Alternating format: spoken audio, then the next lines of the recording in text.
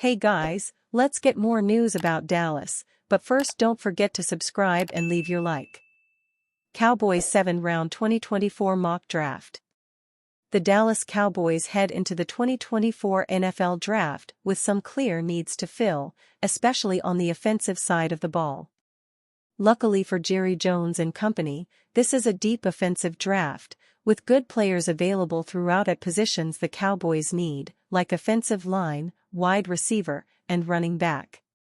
Here's what the full selection haul could look like for Big D this year in our Cowboys 7th-round 2024 NFL mock draft. The 6'8", 340-pound tackle only started 8 games at Georgia. He sat behind Broderick Jones, then dealt with a foot injury this season. Still, when Amarius Mims was out there, he looked fantastic. The big bulldog has all the physical traits you want in a tackle and athleticism to burn for a person his size. Yes, after only 8 collegiate starts there are still a lot of raw techniques and traits that need to be coached out, but in a player possessing these physical gifts, it's worth it. The Cowboys desperately need tackles after letting Tyron Smith walk in free agency, and luckily, this is an incredibly deep and talented offensive tackle NFL draft class. Dallas will continue to address the O-line throughout the proceedings, but Mims is the perfect start to rebuilding what has been the key to the Cowboys' success over the last decade. While there are downsides to Mims' inexperience, there are upsides, too. Since he's not a long-time starter at a position, he doesn't truly have a position yet. Mike McCarthy can play him on the left side, the right side, or even at guard, depending on how the line shakes out at training camp. With that kind of floor, Mims is too good a prospect to pass on. The Cowboys have one of the worst running back situations in the league right now, so they need to be one of the first teams to take an RB off the board when the run on running back starts, which should be somewhere in the 2nd round. If the run starts earlier in the round, the Cowboys should trade up to get in on it.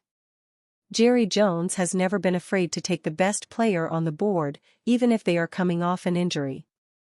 Texas RB Jonathan Brooks may have been in the late first-round discussion if not for his ACL tear this year.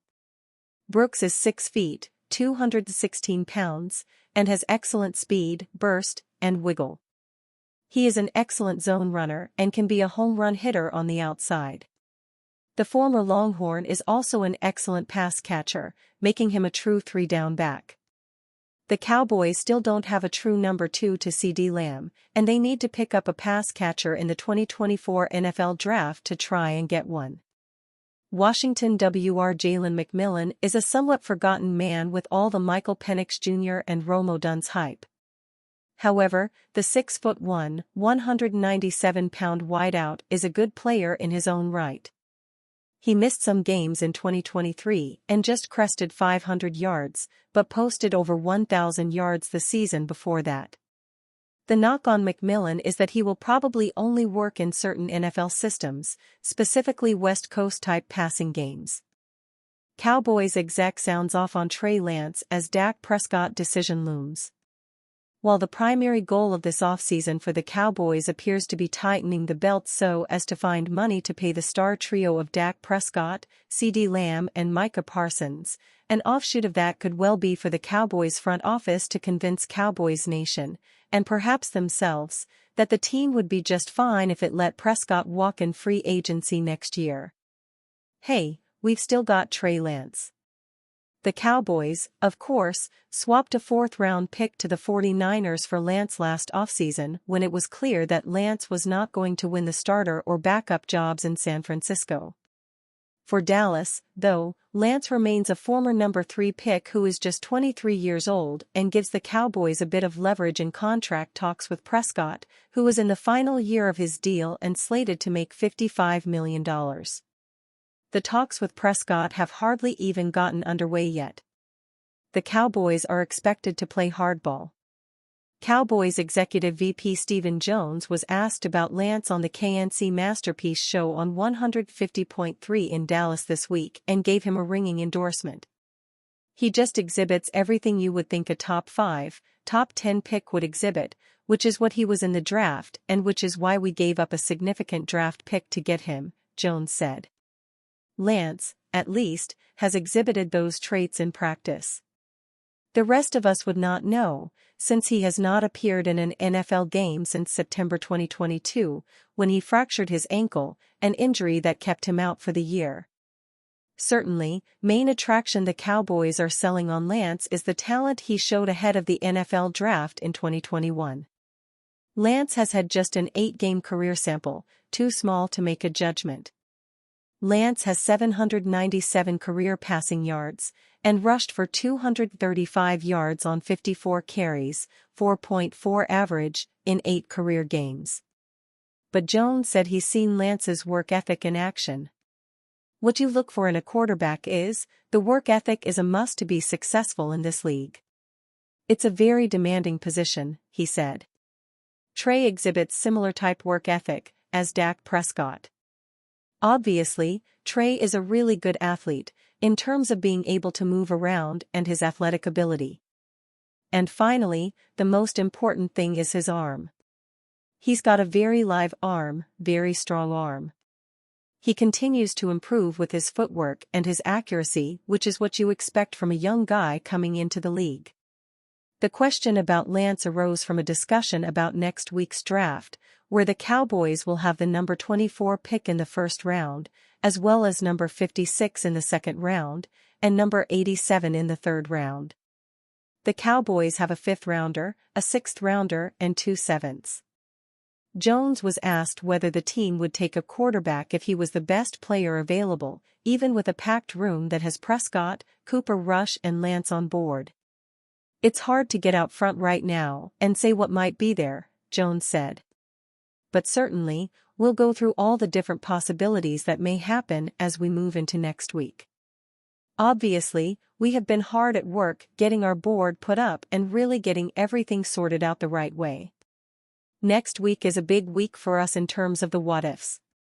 We do feel great at quarterback with Dak and our acquisition of Trey last year.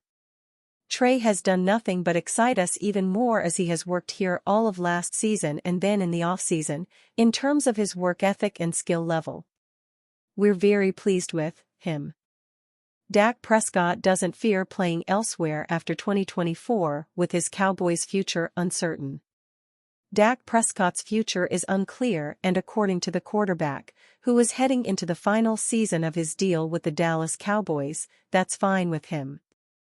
As it looks more and more like Prescott won't get an extension on his 4-year, $160 million deal prior to the NFL season, the QB sounded okay with however it works out. I'm not gonna say I fear being here or not. I don't fear either situation, to be candid with you, Prescott told reporters Friday at a charity event. I love this game and love to play and love to better myself as a player and my teammates around me. Right now, it's with the Dallas Cowboys. It's where I want to be, and that's where I am, and that's the focus.